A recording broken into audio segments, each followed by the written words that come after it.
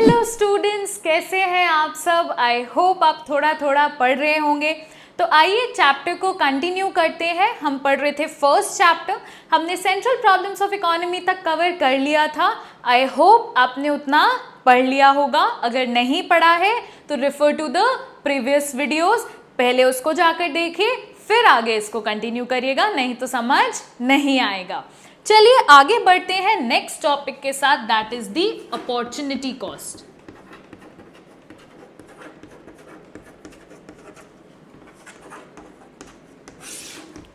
Opportunity cost, ये तो term आपके लिए बहुत ही नया है। चलिए देखते हैं क्या होता है।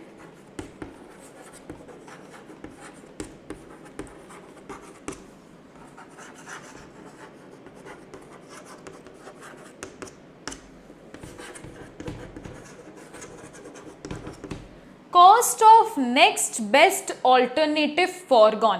भाई बड़ी टेक्निकल डेफिनेशन लग रही है, लेकिन बिल्कुल ही इजी है, कोई दिक्कत नहीं है। एक एग्जाम्पल के साथ समझते हैं, राइट। सपोज मैं एक जॉब करती हूँ कॉलेज ए में, ठीक है, एज अ प्रोफेसर, जहां पर मुझे सैलरी मिलती है 75,000 पर मंथ। अब भाई मैंने इंटरव्यूज तो बहुत सारी जगह पे दिए थे, राइट। तो मुझे कॉलेज बी और कॉलेज सी से भी आया सामने से ऑफर। कॉलेज बी मुझे कितना ऑफर कर रहा था, 70,000 पर मंथ। कॉलेज सी मुझे क्या ऑफर कर रहा था, 60,000 पर मंथ। भाई अब ऑब्वियसली मैं तो सबसे ज्यादा वाले, जो मुझे सबसे ज्यादा पे करेगा उसमें जॉब करूंगी। तो मैं किस में जॉब करने लग गई, कॉलेज ए में, जो कि 75,000 पर मंथ मुझे पे कर रहा था। अच्छा मुझे बताइए, अगर मैं कॉलेज ए में नहीं जॉब करती तो कौन सा बेस्ट था नेक्स्ट ऑप्शन मेरे पास। What was the next best option for me, that was ₹70,000 per month, क्योंकि 75,000 तो मैंने चूज कर लिया। नेक्स्ट बेस्ट ऑल्टरनेटिव क्या था, 70,000, राइट। आगे चलते हैं डेफिनेशन में वापस। Cost of next best alternative foregone. Next best alternative 70,000, जो कि चली गई क्योंकि मैंने कॉलेज ए को चूज कर लिया, राइट। तो मैं क्या बोल सकती हूं, the job in college A, the opportunity cost of having a job in college A is college B, that is ₹70,000। भाई मैंने नेक्स्ट बेस्ट ऑप्शन जो छोड़ा वो मेरी अपॉर्चुनिटी कॉस्ट होगी, राइट। अब ये लग रहा होगा भाई ये इकोनॉमिक्स में क्यों, इससे क्या रिलेशन है। चलिए एक और एग्जाम्पल के साथ आपको समझाती हूँ, तब आपको बहुत अच्छे से समझ आ जाएगा। ये मेरी लैंड है। हम दो इकोनॉमिक प्रॉब्लम्स पढ़कर आए ना, limited resources and unlimited wants, उस पर ही बेस्ड है। देख लीजिए, ये मेरी एक लैंड है। यहां पर मैं अभी फिलहाल व्हीट बना रही हूं, जिससे मुझे पर मंथ 1,000 रुपीज की कमाई हो जाती है, ठीक है। अब एक ही लैंड है, एक ही रिसोर्स है, एक ही चीज एक टाइम पे कर सकते हैं। सपोज मैंने व्हीट ना उगाकर राइस उगाया होता तो मुझे कितना पैसा मिल रहा था, 500 पर मंथ। अगर मैंने कॉर्न उगाया मुझे कितना मिल रहा था, ₹450 पर मंथ। भाई हम काम तो वही करते हैं ना जिसमें मुझे बेस्ट पैसा मिले या सबसे ज्यादा से ज्यादा पैसा मिले, ठीक है। अब रिसोर्सेस तो भाई मेरे पास एक ही है, मेरे पास एक ही लैंड है, राइट। अब क्या नेक्स्ट बेस्ट ऑल्टरनेटिव क्या है, अगर मैं व्हीट नहीं उगा पाऊंगी तो मैं क्या उगाऊंगी, राइस उगाऊंगी ना। कॉर्न क्यों उगाऊंगी, क्योंकि मुझे राइस में ज्यादा मिल रहा है। तो भाई देखो रिसोर्सेज लिमिटेड है, मुझे एक को चूज करके एक को छोड़ना पड़ता है, राइट। जिस चीज को मैं नेक्स्ट बेस्ट वाले को छोड़ रही हूं वही मेरी अपॉर्चुनिटी कॉस्ट है। बड़ी सिंपल सी, the opportunity cost of growing wheat on the land is ₹500।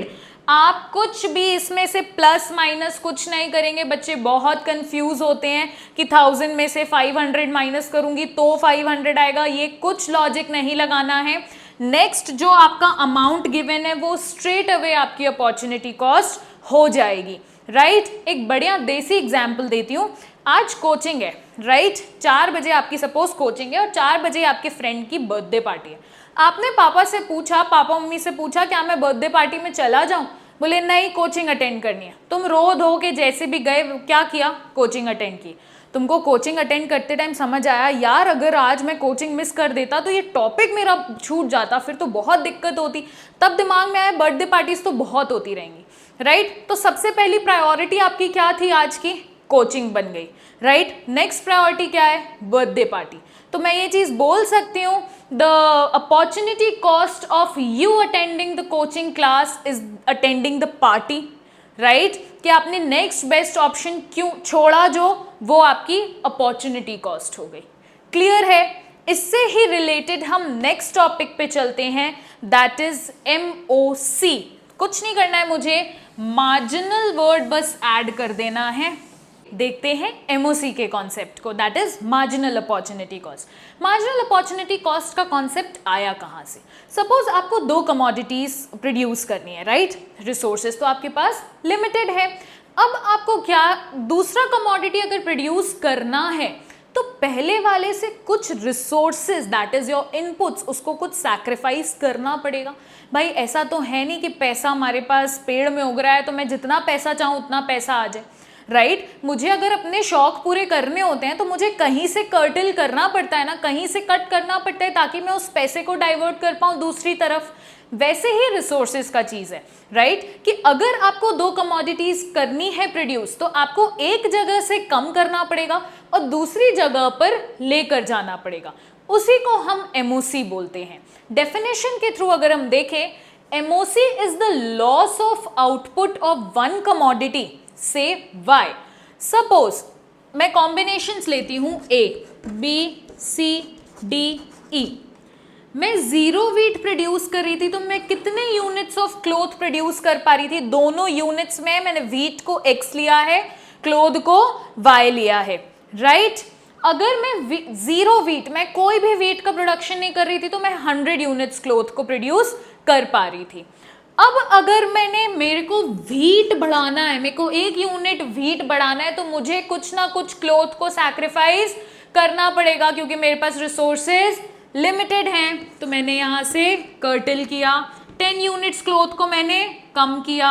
अगर मुझे 2 यूनिट्स वीट चाहिए तो मैंने इसको 70 यूनिट्स कर दिया। अगर मुझे 3 यूनिट्स चाहिए तो मैंने इसको 40 यूनिट्स कर दिया। अगर मुझे सारा ही वीट 4 यूनिट्स चाहिए तो मुझे क्लोथ को 0 करना पड़ेगा, डिपेंडिंग अपॉन कौन से रिसोर्सेस कब लगते हैं, कितने लगते हैं, किस चीज को प्रोडक्शन करने में लगते हैं, राइट। तो मैं एक चीज में देख पा रही हूं कि मुझे एक जगह बढ़ाने के लिए दूसरी जगह से सैक्रिफाइस करना पड़ रहा है। तो कमोडिटी जो Y है उसका लॉस हो रहा है क्योंकि मुझे वीट को उसका प्रोडक्शन करना है। So MOC is the loss of output of one commodity से Y, कि Y का लॉस हो रहा है। When a unit more of another commodity से X is produced, जब X में और ज्यादा प्रोड्यूस करने लग रही हूँ तो क्लोथ का लॉस हो रहा है by shifting resources from one good to another, क्योंकि मुझे कुछ रिसोर्सेस को Y में से निकाल कर X में शिफ्ट करना पड़ेगा। उसी को हम MOC बोलते हैं, मार्जिनल अपॉर्चुनिटी कॉस्ट बोलते हैं। इसको हम एक और चीज बोलते हैं, रेट ऑफ सैक्रिफाइस, क्योंकि मैं अपने रिसोर्सेस को सैक्रिफाइस कर रही हूं ना, इसलिए रेट ऑफ सैक्रिफाइस। क्लियर है? अब MOC का फॉर्मूला देख लेते हैं। Units of goods sacrificed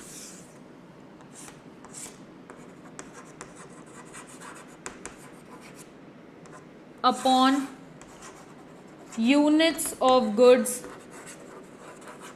gained। First वाले में तो कुछ सैक्रिफाइस कुछ गेनिंग है ही नहीं, डैश। सेकेंड वाले में कितनी यूनिट्स को सैक्रिफाइस किया है मैंने, 100 में से अब मैंने 90 प्रोड्यूस कर पा रही हूँ, 10 यूनिट्स को सैक्रिफाइस किया है। डिनोमिनेटर में क्या है, यूनिट्स ऑफ गुड्स गेन, कितने गुड्स गेन हुए, व्हीट कितना गेन हुआ है 1, एमओसी क्या आ गया मेरा 10। अब क्लोथ को मैंने नेक्स्ट में कितना सैक्रिफाइस किया है, 90 में से और 20 यूनिट कम कर दिया, कितने यूनिट्स बढ़ाया, व्हीट 1 यूनिट, कितनी हुई एमओसी 20। और मैंने यूनिट्स ऑफ क्लोथ कितने सैक्रिफाइस किए हैं 30, कितना व्हीट बढ़ाया है 1 यूनिट 30, और कितने क्लोथ को सैक्रिफाइस कर दिया 40 को, कितना यूनिट व्हीट बढ़ाया 1 यूनिट, एमओसी क्या आ गया 40। अच्छा, एमओसी को एक और वर्ड बोलते हैं जी जो आप बहुत कंफ्यूज हो सकते हैं, that is marginal rate of transformation, that is MRT।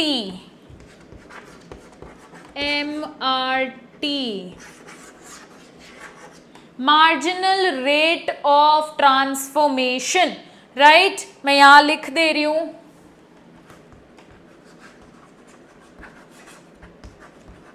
Marginal rate of transformation. फर्क क्या होता है मार्जिनल रेट ऑफ ट्रांसफॉर्मेशन और एमओसी में? कुछ भी फर्क नहीं होता। एक मेजर डिफरेंस अगर मैं बोलूं, बस ये एमओसी है आपका, एमआरटी मैं इधर लिख रही हूं, एमआरटी बस रेशो में होता है 10:1, 20:1, 30:1, 40:1। होल नंबर में है तो एमओसी, रेशो के फॉर्म में है तो एमआरटी। कोई दिक्कत परेशानी? दोनों ही कॉन्सेप्ट्स बिल्कुल सेम है, बस वो रेट में है, रेशो में है, और ये होल नंबर में है, दैट्स द ओनली डिफरेंस।